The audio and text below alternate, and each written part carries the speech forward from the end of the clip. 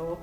홍세열 소장입니다. 지금 쓰레기 문제에 대해서 굉장히 많은 분들이 관심을 가져주시고 계십니다. 쓰레기 지금 뭐가 문제일까요? 크게 두 가지로 나눠서 생각해 볼 수가 있습니다. 일단 쓰레기 발생량이 계속해서 증가하고 있습니다. 분리배출하더라도 그 분리배출되는 양 자체는 쓰레기 발생량으로 다 잡히는 것이죠. 계속 소비량이 많아지고 그 소비의 결과로 쓰레기 발생량은 지속적으로 증가하고 있다. 두 번째 문제가 이 발생된 쓰레기가 잘 처리가 되지 않는다라고 하는 것이 문제가 되는 것이죠. 우리가 배출한 쓰레기는 크게 두 가지예요. 소각되거나 아니면 재활용이 되거나. 둘 중에 어느 하나라도 잘 돌아가야만이 쓰레기 처리가 잘 되는 것이죠.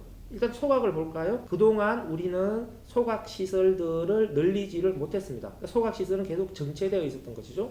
그런 상태에서 쓰레기 발생량은 계속해서 증가했어요. 어떻게 될까요? 소각시설이 부족합니다. 두 번째, 그러면 태울 수 없으면 그 부분을 재활용으로 해결할 수 있지 않을까라고 생각할 수가 있는데요. 맞습니다. 재활용을 하면 됩니다. 그런데 문제는 재활용할 수 없는 쓰레기의 발생량이 계속해서 증가하는 문제가 하나가 있고요. 두 번째, 재활용 시장이 너무 나빠졌기 때문에 재생원료를 만들어도 이 재생원료가 잘 팔리지를 않습니다. 그러니까 재활용 시스템 전체가 지금 뭔가에 골병이 들어가 있는 상태라고 하는 것이죠. 이것이 지금 현재 한국 사회가 직면하고 있는 쓰레기 문제이고요. 전 세계적으로 적정하게 관리되지 못하는 쓰레기들이 투기되면서 어디로 가요? 바다로 갑니다. 지금까지 인간이 바다에 집어넣었던 플라스틱 쓰레기 양이 1억 5천만 톤입니다. 20년이 지나면 2040년이 되면은 그 1억 5천만 톤이 6억 5천만 톤으로 4배 증가한다라고 얘기합니다. 문제가 악화되는 속도가 우리가 생각하는 이상으로 기하급수적으로 증가할 것이다 라고 하는 것이죠. 그래서 앞으로 인간의 생존을 위협하는 문제는 기후변화와 플라스틱 두 가지 문제가 될 것이다 라는 얘기를 하는 사람들도 있습니다. 이제 분리배출과 관련된 이야기를 한번 해보도록 하겠습니다. 이 분리배출은 사실은 소비자들만 할 수 있는 거잖아요. 소비자들의 실천에서 딱 제일 중요한 게 두 가지예요. 일회용품을 안 쓰는 거, 다음에 분리배출을 잘하는 거, 이 두 가지입니다. 둘 중에서 분리배출을 어떻게 잘할 거냐? 더러운 것은 깨끗하게 세척하고 다시 재활용되는 것에 붙어있는 이물질은 제거하고. 왜 우리가 재활용품을 세척해서 깨끗하게 버려야 되느냐, 이것들을 좀 이해를 하시는 게 저는 중요하다고 생각합니다. 재활용이라고 하는 작업 공정을 가만히 생각하시면 이해가 됩니다. 종량제 봉투로 쓰레기를 배출하게 되면요, 그 이후 단계에서는 작업자가 쓰레기하고 직접 접촉하는 게 최소화가 됩니다. 소각장으로 들어가게 되면 집게로 그냥 집어서 소각로에 투입을 하기 때문에 쓰레기가 작업자와 접촉을 하지 않습니다. 그런데 재활용품은 실을 때부터, 그리고 선별장에서 이걸 손으로 선별하고 재활용 사업장으로 가서 이걸 또 재활용 기계에 집어넣거든요. 이 모든 과정에서 접촉을 하게 돼요. 그럼 우리가 음식물이 묻어있는 더러운 것들, 심지어 뭐 이 똥기저귀라든지 막 곰팡이가 아름답게 핀 이런 닭뼈다구 뭐 이런 것들을 분리배출하면 어떻게 되겠어요? 선별장에서 선별하시는 분의 위생 환경이 너무나 나빠집니다. 그분들은 무슨 죄가 있어서 이렇게 냄새나고 더러운 환경에서 쓰레기를 만져야 되느냐라고 하는 것이죠. 음식물이 묻어있는 것을 깨끗하게 세척해서 버리는 것은 분리배출하는 사람의 기본적인 의무다라고 저는 생각을 합니다. 지금 강진구만 하더라도 1년에 선별장에서 24억 정도가 선별 비용으로 들어가는데 내년이 되게 되면은 35억인가요? 30억이요. 30억. 뭐에 계속해서 비용이 증가하고 있습니다. 우리가 재활용품을 제대로 버리게 되면은 이런 비용들이 나가지는 않는 거거든요. 오히려 이렇게 전략한 예산을 가지고 재활용과 관련된 서비스, 더 좋은 서비스를 할 수 있는 인프라 구축에 투자를 할 수 있을 텐데, 우리의 잘못된 분리배출로 인해서 쓰레기를 치우는데 많은 비용이 들어간다. 그래서 강진구 차원에서도 우리가 올바른 분리배출을 하는 것이 중요하다라고 생각합니다. 첫 번째, 종이. 종이의 분리배출은 제일 심각한 게 뭐예요? 코팅 종이에요. 비닐이 입혀져 있는 놈들, 이게 짝퉁 종이에요. 그리고 종이를 버리실 때요, 일단 반짝반짝하고 빛이 난다. 쫙 찢어 보신 다음에 비닐이 잡히잖아요. 이건 재활용이 안 되는 종이에요. 종량제 봉투로 버리셔야 됩니다. 그래서 그 외에도 영수증, 기름종이라든지 종이 호일이라든지 아니면 휴지라든지 영수증, 사진, 제일 중요한 것은 일단은 비닐 코팅된 것들을 버리지 않는 것이 중요하고요. 정희경님 드신 거 이거 그 컵 재활용 안 됩니다. 쓰레기로 버리셔야 돼요. 그다음 두 번째, 유리. 유리와 관련해서는 일단 중요한 게 뭐냐면, 우리가 유리는 다 똑같은 것이라고 하는 거대한 착각에 빠져 있어요. 재활용이 되는 재질은 유리병하고 같은 재질만 재활용이 됩니다. 유리병 재질이 소다스케라고 하는 재질의 유리예요. 그래서 일반 유리와 강화 유리, 요게 다 소다스케 재질의 유리입니다. 이 유리들은 재활용이 돼요. 문제는 내열 유리입니다. 내열 유리는 붕규산 유리라고 하는 전혀 다른 재질의 유리고, 열에 강하다는 거잖아요. 유리병을 녹여서 유리병으로 재활용하는데 유리병 녹는 온도에서 내열 유리는 안 녹겠죠. 안 녹으니까 재활용이 안 되는 겁니다. 내열 유리는 쓰레기예요.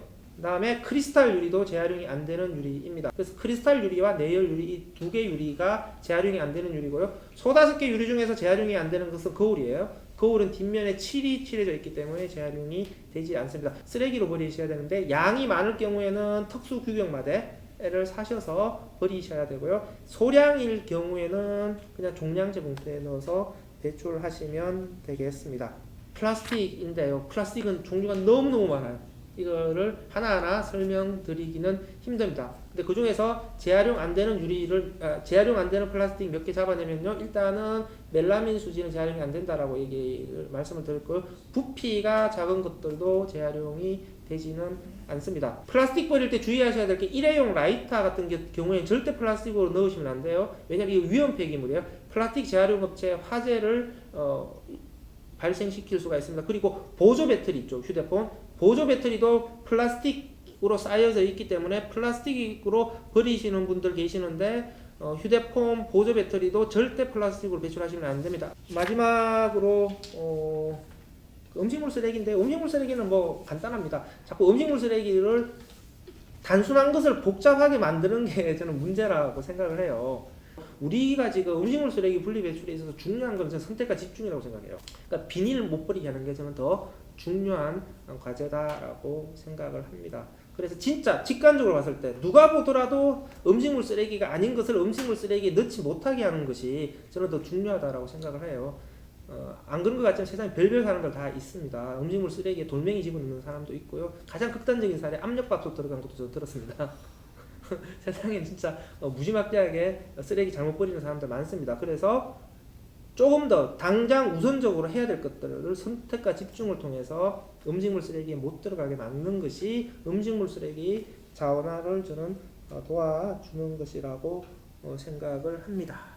첫 번째 질문 뭔가요? 배변 봉투입니다. 생분해 비닐봉투 사용하면 정말 도움이 될 거냐? 생분해라고 하는 게 어떤 의미예요? 분해가 잘 된다는 거잖아요. 근데 분해가 잘 된다라고 하는 것이 어떤 경우에 장점을 가져요? 환경에 플라스틱이 투기되었을 때, 바다에 들어갔을 때, 그냥 자연 환경에서 빨리 분해가 일어나니까 쓰레기 문제가 발생시키지 않지 않느냐, 이런 거잖아요. 그러면 생분해 비닐봉투 사용하시면 그냥 한강변에 던지실 거예요? 아니면 산에 던지실 거예요? 우리가 사용하는 비닐봉투는 생분해이든 아니든 간에 정상적으로 쓰레기로 배출을 해야 된다고 하는 거죠. 이게 배변봉투로 사용하는 거잖아요. 그러면 안에 배변을 담아서 집에 가져오셔서 안에 들어가 있는 배변은 그냥 화장실로 버리시면 돼요. 그러면 순수하게 이제 비닐만 되는 거잖아요. 또 생분해든 생분해가 아니든 간에 그냥 똑같이 같이 비닐에 섞어서 재활용이 됩니다. 그래서 저는 개인적으로는 생분해 비닐봉투를 반드시 써야 된다, 이게 환경에 도움이 되겠다, 이런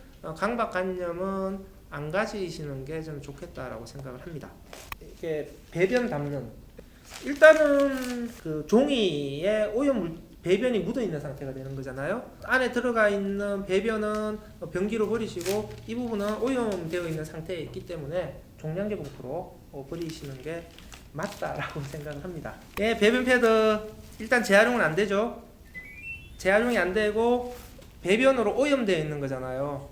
그러니까 쓰레기죠. 종량제 봉투로. 이렇게 일회용 배변 패드가 아니라 빨아서, 그러니까 세척해서 다시 재사용할 수 있는 재사용 배변 패드도 많이 시중에서 출시가 되고 있습니다. 따라서 좀 번거로우시더라도 일회용 배변 패드가 아니라 재사용 배변 패드를 사용하시는 게 좀 좋다라고 생각을 합니다. 대형 폐기물 어떻게 버리냐라고 이제 말씀을 하시는데요. 대형 폐기물에서의 이 대형의 기준이라고 하는 게 뭐냐면요, 종량제 봉투에 들어가지 않는 크기를 일단 기본적으로 대형 폐기물이라고 얘기를 합니다. 100리터 종량제 봉투가 있다라고 한다면 100리터 종량제 봉투에 들어가는 크기면 종량제 봉투에 넣으셔서 배출하시면 되는 거고요. 종량제 봉투에 들어가지 않는다라고 한다면 주민센터로 가서 스티커를 발부받으셔서 스티커를 부착하셔서 대형 폐기물로 신고해서 배출하시면 될 것 같습니다. 헌호수거함에 들어간 것은 어떻게 될까요? 거기는 의류를 선별해서 재사용해요. 어디로 재사용하냐? 국내 재사용하는 것이 아니라 제3세계로 선별해서 수출을 하는 거죠. 남이 재사용할 수 있는 거냐가 사실은 판단의 포인트예요. 재사용 안 되는 거잖아요. 그래서 사실은 원칙적으로는 의류 수거함의 경우에도 의류 위의 섬유 제품들은 그냥 쓰레기로 보시는 게 맞습니다. 친환경 아이스팩은 안에 들어가 있는 보냉제가 순수 물입니다. 그냥 변기나 싱크대로 안에 있는 내용물을 그냥 버리시면 돼요. 밖에 있는 것은 비닐이잖아요. 그럼 이 비닐은 비닐로 분리 배출하시면 되고요. 그런데 가끔씩 이게 친환경 아이스팩이면서 종이로 되어 있는 것들이 있어요. 종이 내면에 당연히 비닐로 코팅이 되어 있겠죠. 그러니까 비닐이 코팅되어 있는 종이는 재활용이 안 된다 그랬잖아요.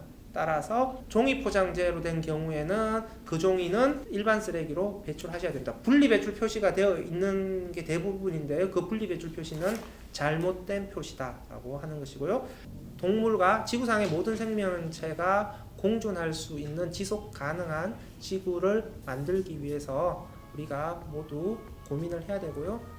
우리가 당장 할 수 있는 것들이 분리배출이라고 생각을 합니다. 앞으로도 쓰레기 문제에 대해서 많이 관심을 가져주셨으면 좋겠고요.